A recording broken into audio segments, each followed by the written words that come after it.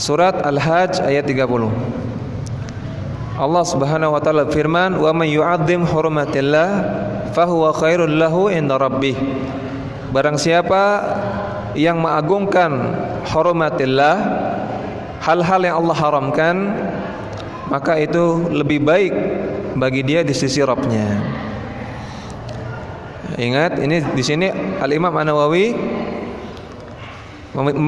memberikan judul bab ta'zim hurmatil muslimin, bab mengagungkan kehormatan kaum muslimin. Mana kita sudah singgung, hurumat di sini artinya bukan kehormatan dalam bahasa Indonesia ya. Karena kehormatan dalam bahasa Indonesia ini sangat sempit sekali. Bahkan terkadang kehormatan ini identik dengan keperjakaan, keperawanan. Padahal tidak demikian. Hurumatul muslimin sangat luas, mencakup semua hal yang tidak boleh dilakukan kepada orang lain sama muslim.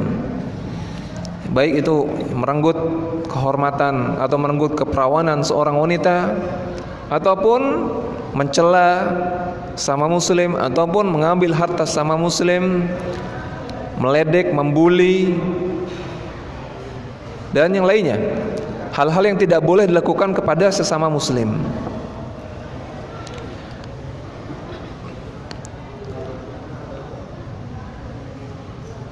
Syekh Muhammad bin Shalih Al-Utsaimin di sini menjelaskan, wa may yu'azzim hurumatih, barang siapa yang mengagungkan hurumat. Apa itu hurumat? Ai ma ja'alahu muhtariman muhtaraman minal amakin wal azman wal ashkhas. Yaitu segala sesuatu yang Allah jadikan haram, baik itu berupa tempat, berupa waktu, ataupun berupa pribadi, berupa orang. Falladhi yu'azzim hurumatillah fahuwa khairun lahu inda rabbih. Barang siapa yang mengagungkan perkara-perkara yang Allah jadikan ia haram, yang jadikan ia mulia, maka itu lebih baik baginya di sisi Rabb-nya. Jadi ayat ini umum, tidak hanya berbicara tentang kehormatan sama muslim. Surat Al-Hajj ayat 30, "Wa may yu'azzim hurumatillah fahuwa khairun lahu inda rabbih," ini ayatnya umum. Namun mencakup juga di sana hurumatil muslimin, kehormatan kaum muslimin. Namun berlaku juga untuk hal-hal yang hormat yang lain, baik tempat yang haram, tempat yang mulia, atau juga waktu-waktu yang haram, waktu yang mulia.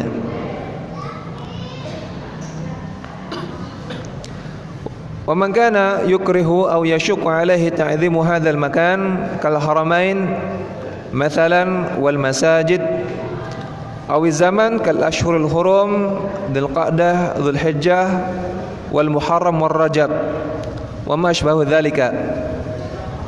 Barang siapa yang merasa berat untuk mengagungkan hal-hal yang Allah haramkan tersebut, yang Allah muliakan, seperti haramain, haramain Mekah dan Madinah. Haramain ini artinya dua tanah haram. Sering kita dengar kata-kata haramain. Haramain artinya dua tanah haram. Yang pertama itu Mekah, yang kedua adalah Madinah. Karena dua tempat ini adalah dua tempat yang Allah muliakan, dan dua tempat yang Allah tentukan ada hal-hal yang haram di dalamnya. Dan juga contohnya masjid. Masjid adalah tempat yang haram, tempat yang mulia. Dan juga ada waktu-waktu yang haram, seperti Ashhurul Hurum, bulan-bulan haram. Bulan-bulan haram ada 4, yaitu Zulqa'dah, Zulhijjah, Muharram, dan Rajab. Zulqa'dah, Zulhijjah, Muharram, dan Rajab. Ini bulan-bulan haram. Wa ma asbahu dzalika, dan yang semisalnya, baik itu berupa tempat atau berupa waktu yang Allah muliakan, yang Allah haramkan. Falyahmil ala nafsihi wal yukriha ala ta'zim. Maka hendaknya ia menanggung akibatnya nanti.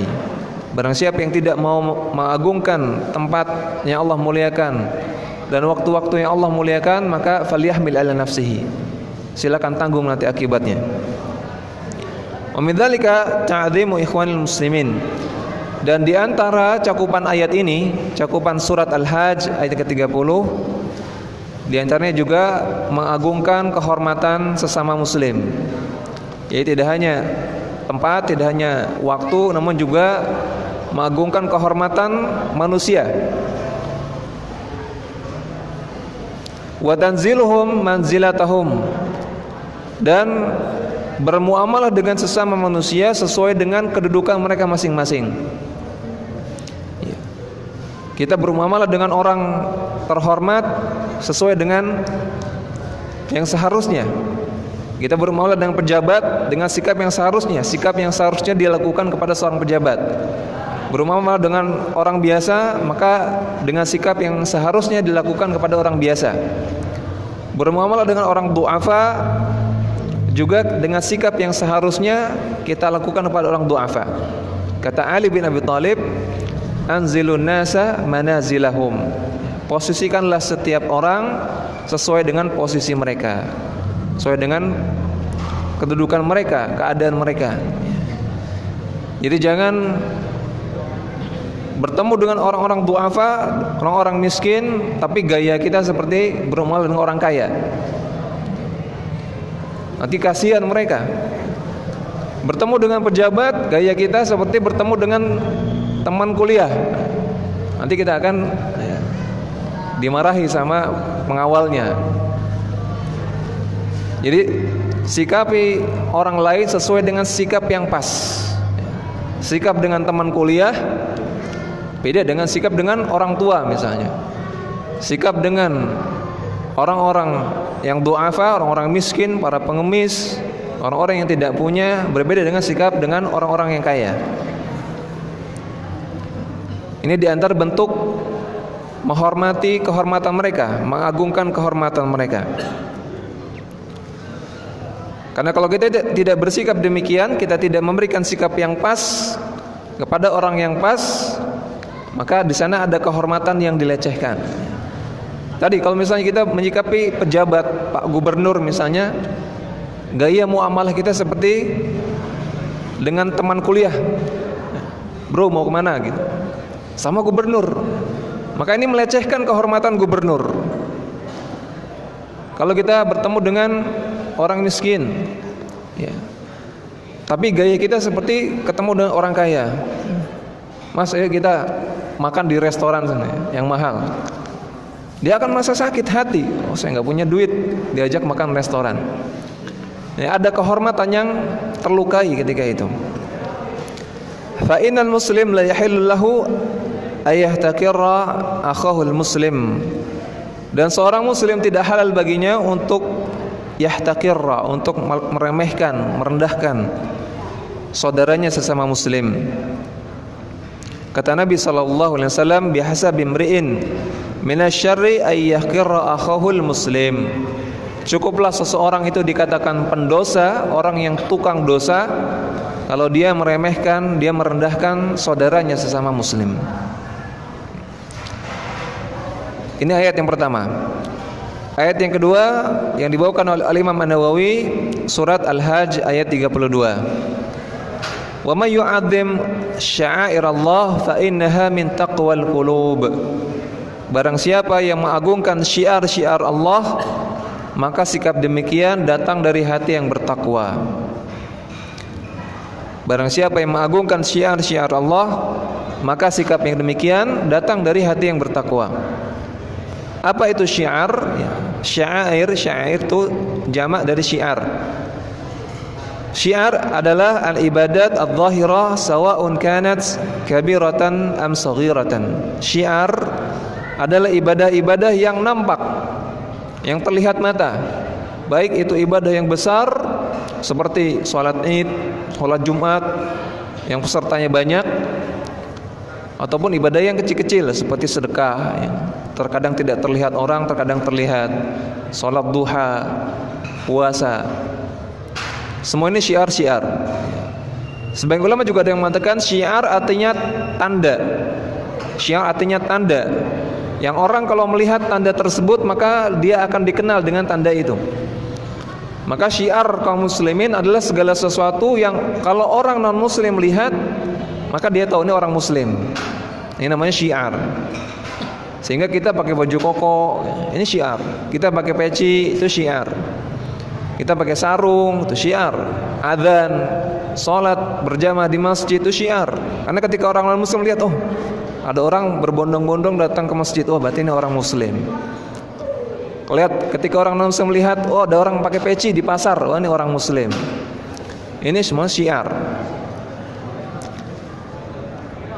Dan termasuk dalam cakupan ayat ini, barang siapa yang mengagungkan syiar-syiar Allah, maka itu datang dari hati yang bertakwa. Maka jangan malu jadi seorang muslim, tunjukkan identitas diri sebagai seorang muslim, pakai peci, jangan malu. Di pasar pakai peci jangan malu. Ya. Kemudian pakai baju koko, pakai jenggot, pakai sarung, pakai baju muslim, yang wanita pakai jilbab yang lebar, tidak usah malu. Ya. Karena kata Allah Subhanahu wa taala, itu datang dari hati yang bertakwa. Tentunya dengan niat yang benar. Saya pakai peci ingin menyiarkan Islam, ingin menunjukkan identitas Islam. Yang akhwat pakai jilbab, saya ingin menunjukkan identitas Islam, menyebarkan syiar Islam. Itu niat yang benar. Tapi kalau pakai jilbab supaya cantik, ya, supaya teman kuliah naksir sama saya, ini niat yang tidak benar. Itu bukan datang dari hati yang bertakwa.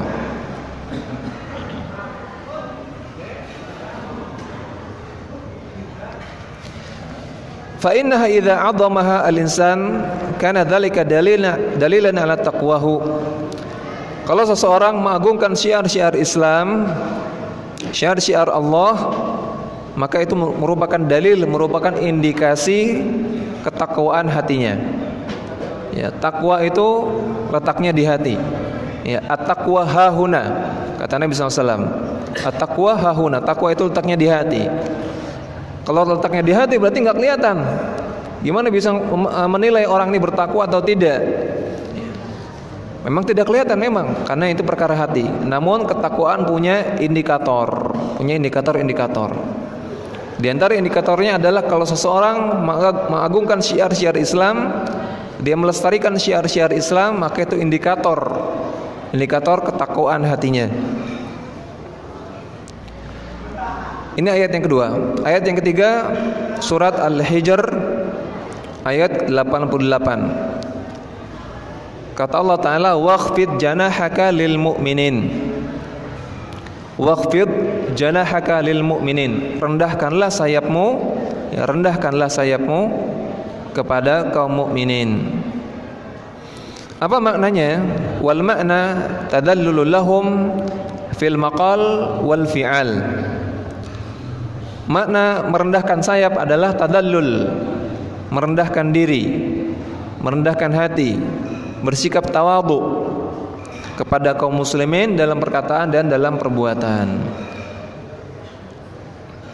Li'annal mu'min ma'akhihi rahimun bihi syafiqun bihi. Karena seorang mukmin kepada saudaranya itu bersikap sayang dan bersikap lembut kepadanya. Sebagaimana Allah Ta'ala firman tentang Nabi Muhammad SAW. Allah sifati Nabi Muhammad asyidda'u 'alal kufar ruhama'u bainahum. Nabi Muhammad itu asyidda, keras kepada kaum kufar, pada orang-orang kafir, dan sangat sayang kepada kaum mukminin. Surat Al-Fatah ayat 29 ya. Nabi Muhammad adalah qudwah kita, teladan kita, dan Allah sifati Nabi Muhammad asyidda 'alal kufar, sangat keras penentangannya kepada orang-orang kafir, dan beliau sangat sayang kepada kaum mukminin. Berarti kita orang-orang yang mengaku mengikuti beliau hendaknya juga demikian. Asyidda 'alal kufar ruhama bainahum. Sangat keras penentangannya kepada orang-orang kafir, namun sangat sayang kepada kaum muslimin. Jangan sampai terbalik, jangan sampai sangat sayang kepada orang-orang kafir, sangat keras kepada kaum mukminin. Namun perlu kita garis bawahi, ya, keras kepada kaum mukminin bukan maksudnya kita dibolehkan untuk menyakiti, menzalimi mereka sesuka hati kita, bukan. Orang non muslim lagi lewat di jalan kita pepet, ya. Tahu-tahu kita jegal sampai jatuh, atau kita tonjok, bukan demikian, ya. Nabi nggak pernah demikian. Ini Nabi tidak pernah melakukan cara-cara yang tidak elegan seperti itu, tidak. Cara-cara yang murahan seperti itu tidak pernah.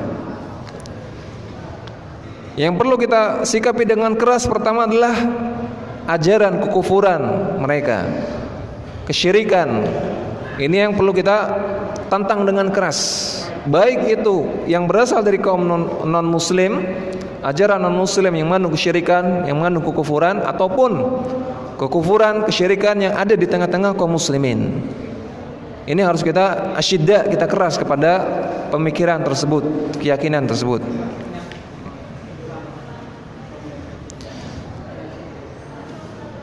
Wa qulu ta'ala, dan firman Allah Ta'ala, waqfid janahaka lil mu'minin dalilun ala anal insan ma'murun bitawadhu'i li ikhwanihi. Ayat ini adalah dalil bahwasanya setiap kita diperintahkan untuk bersikap tawadhu. Wa in kana rafi'ul manzilah, walaupun kita punya kedudukan yang tinggi. Kama yartafi'ut tayr bi janahaihi, sebagaimana tingginya burung dengan kedua sayapnya. Maka kata Allah di sini, rendahkanlah sayapmu. Jadi Allah memisalkan kita dengan burung, dan burung itu tinggi, dia bisa terbang dan dia punya sayap. Maka andaikan kita orang yang tinggi kedudukannya, hendaknya kita juga bersikap merendah, bersikap tawadhu. Fa innahu wa in kana rafi'ul manzilah falyakhfad janahahu wal yatadhallal wal yatawadha'a li ikhwanihi. Maka kalau seorang itu punya kedudukan yang tinggi, hendaknya ia merendah di hadapan saudaranya dan bersikap tawadhu kepada saudaranya. Wal ya'lam anna man tawaddu'a lillah rafa'ahu Allahu azza wa jalla. Dan hendaknya ia mengetahui bahwasanya barang siapa yang ia bertawadhu dalam rangka untuk beribadah kepada Allah, bertawadhu dalam rangka mencari ridha Allah, maka Allah akan tinggikan derajatnya.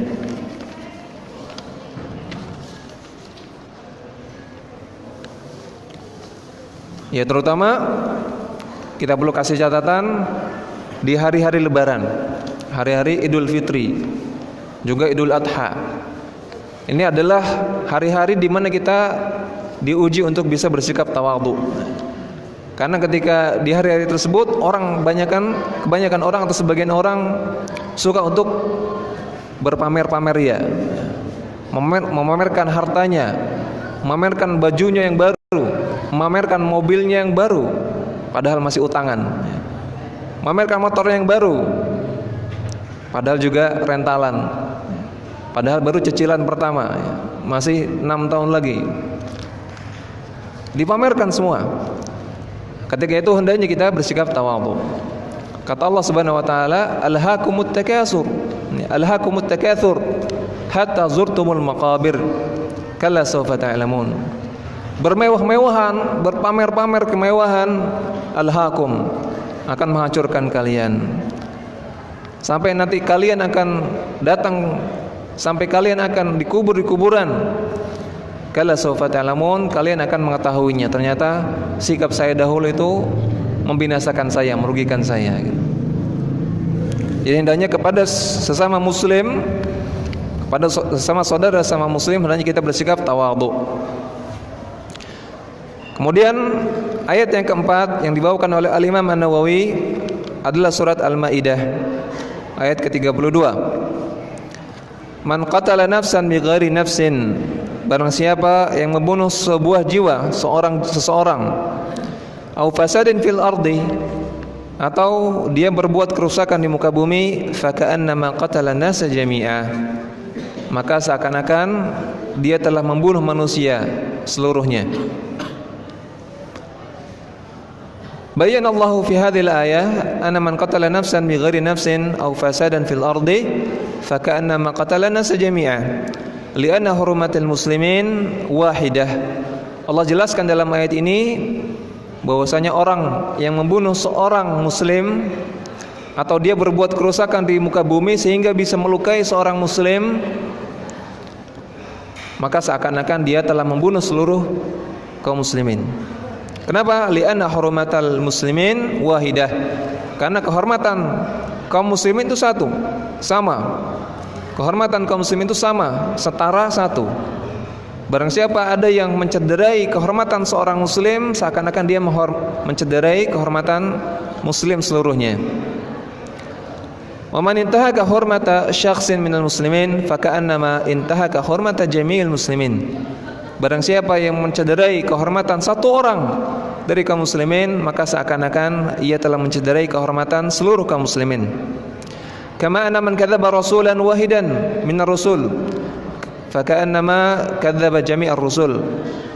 Sebagaimana kalau ada orang yang mendustai satu rasul, mengingkari satu rasul saja, ajaran satu orang rasul, maka seakan-akan dia telah mendustai seluruh rasul. Makanya Allah Ta'ala dalam surat Asy-Syu'ara ayat 105, Allah Ta'ala berfirman, kadzdzabat qaumu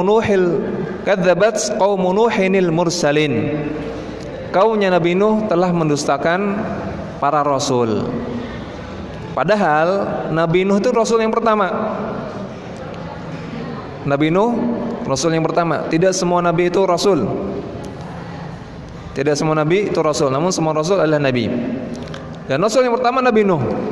Ketika kaum Nabi Nuh didakwahi namun ngeyel, tidak mau ikut ajaran Nabi Nuh, kata Allah, kadzdzabat qaumu nuhinil mursalin.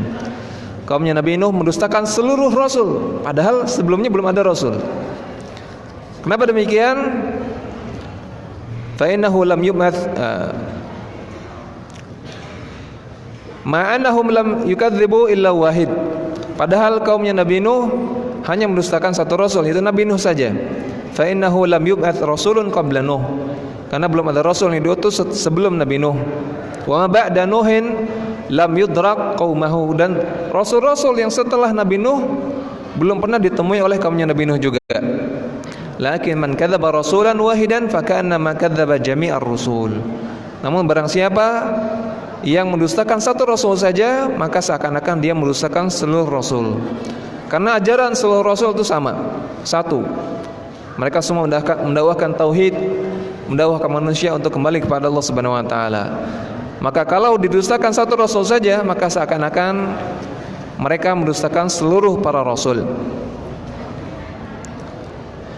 Kemudian setelah membawakan 4 ayat ini, Al-Imam An-Nawawi membawakan hadis dari Abu Musa Al-Asy'ari radhiyallahu taala anhu, qala, beliau mengatakan, qala Rasulullah sallallahu alaihi wasallam, Rasulullah bersabda, al-mu'minu lil mu'mini kal bunyani yashuddu ba'daha ba'dan.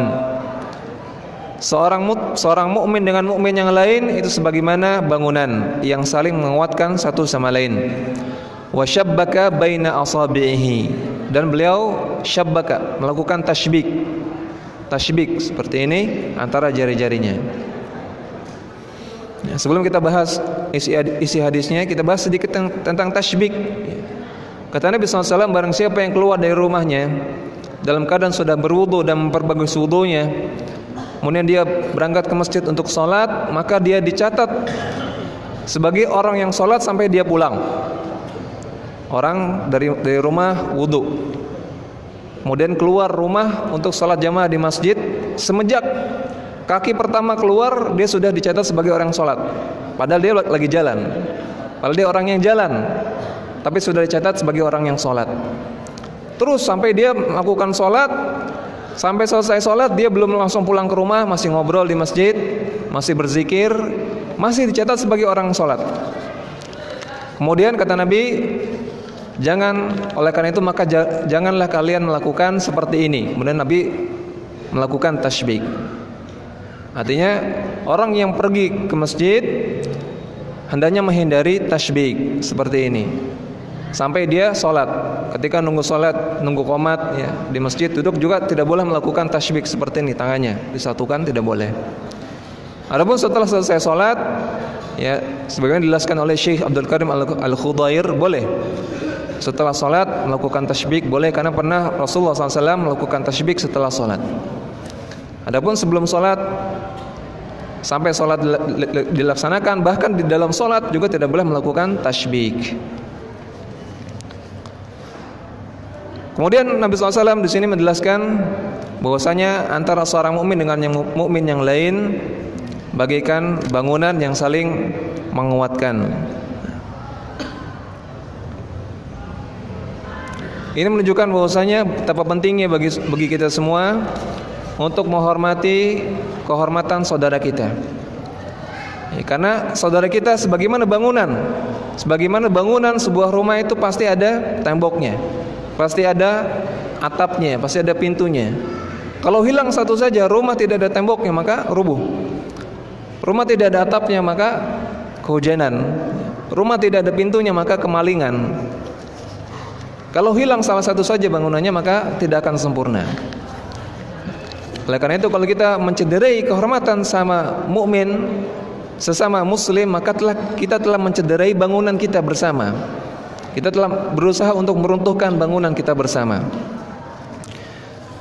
Kemudian juga ayat ini atau hadis ini menunjukkan kepada kita atau dalil bagi kita tentang dianjurkannya untuk saling tolong menolong. Ta'awun 'alal birri wat taqwa, saling tolong menolong antara sesama kaum muslimin, sesama kaum mukminin.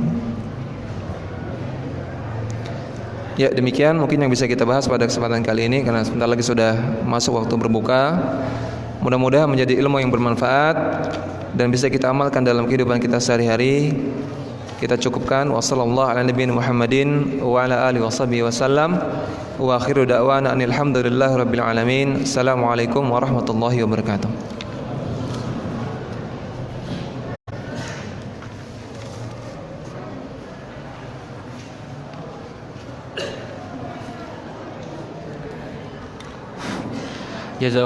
Jazakumullah khairan kita ucapkan kepada Ustadz Yulian. Semoga apa yang telah beliau sampaikan dan beliau usahakan dapat dibalas oleh Allah Subhanahu wa taala dengan berlipat-lipat ganda, dan semoga faedah-faedah yang kita dapat